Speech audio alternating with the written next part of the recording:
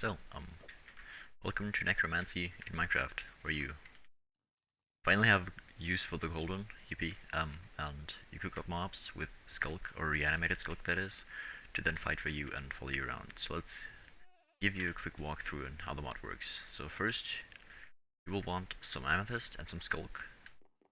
You want to walk up to like a skulk shrieker, and just toss that on there.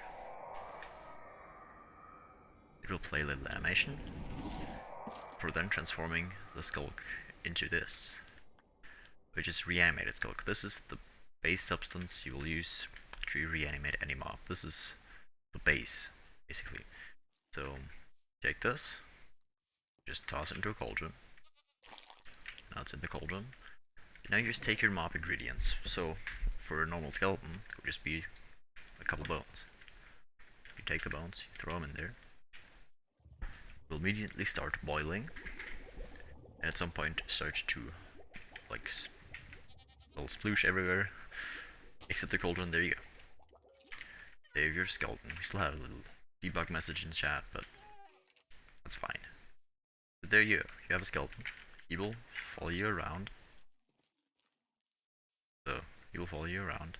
If you move too quick, he will also teleport. He's like a cat. So if you click the feet, he's going to sit still. I just heard the cat meow because there's literally a cat doing the eye for the skeleton. But you can also have the skeleton. You know, it's just take another red axe and give it to him. And now you have a very strong skeleton because this man will hurt a lot. But now, if it's gonna turn daytime, that skeleton's gonna have a hard time surviving. So what you will most likely want to do is give it a hat, so it doesn't burn daylight. Oh my god. This thing will now survive in broad daylight until the helmet breaks and assists you in combat. There obviously is some different mobs too, so if you just take some rotten flesh, for instance, but obviously some reanimated skulk, you can make yourself, you guessed it,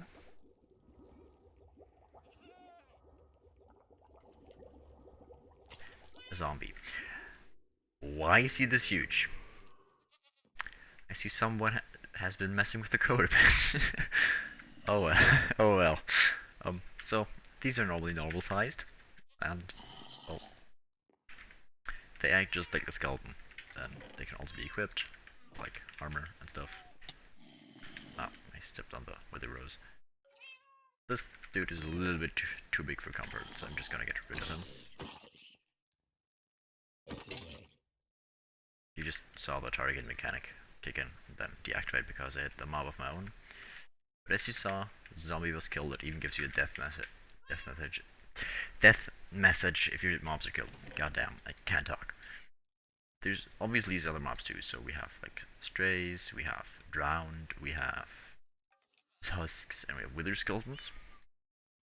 So let me just make a stray. I keep forgetting about the skulk. I'm just gonna take it all out. Easy to use. And obviously, if you give the skeleton mobs a bow, they will use it to shoot at people with like slowness arrows and stuff.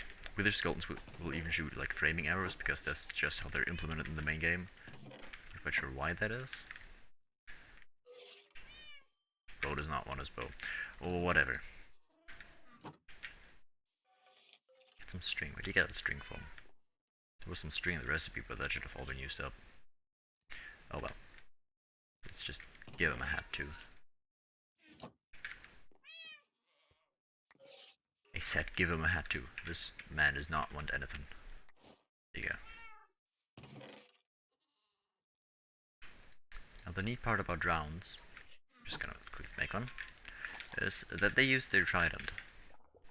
And they have the normal drowned AI when they attack, so if it's not raining, they will just not attack unless there's water nearby. They will go to water to attack. If I give this drowned a trident, he will not attack. So like if I hit a man here, skeletons are going to attack. Oh, the drowned is going to too. Alright. Because it's nighttime, but at daytime they will not do that. But like you can see, they're going for him. They will most likely kill him.